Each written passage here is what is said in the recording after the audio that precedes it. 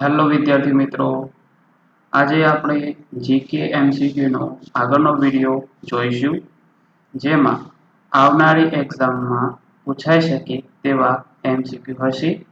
તો આજનો વિડીયો શરૂ કરીએ, જેમાં પ્રથમ પ્રશ્ન છે, ભારતના બંધારણનો અમલ ક્યારે થયો હતો?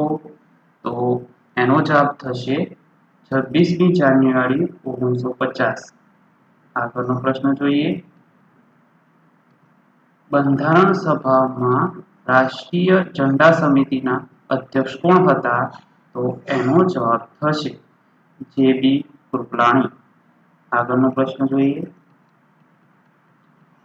ભારતના રાષ્ટ્રીય ધ્વજની લંબાઈ અને પહોળાઈ કેટલી છે?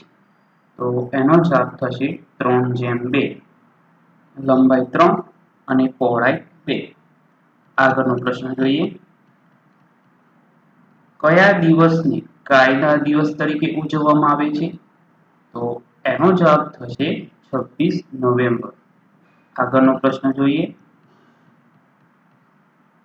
ભારતના પ્રથમ રાષ્ટ્રપતિ કોણ બન્યા હતા?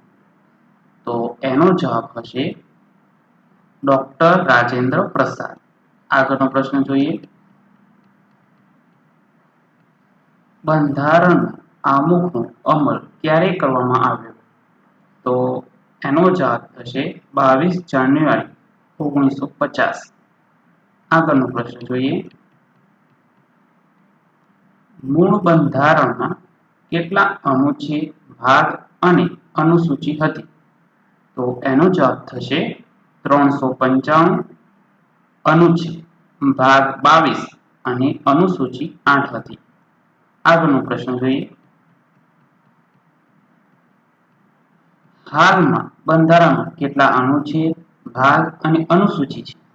તો એનો જવાબ થશે હાલમાં અનુચ્છેદ 468 પ્લસ, ભાગ 25 અને અનુચ્છેદ છે 12. આગળનો પ્રશ્ન જોઈએ, બંધારણનું આમુખ કયા દેશમાંથી લેવામાં આવ્યું? તો એનો જવાબ થશે અમેરિકા. આગળનો પ્રશ્ન જોઈએ,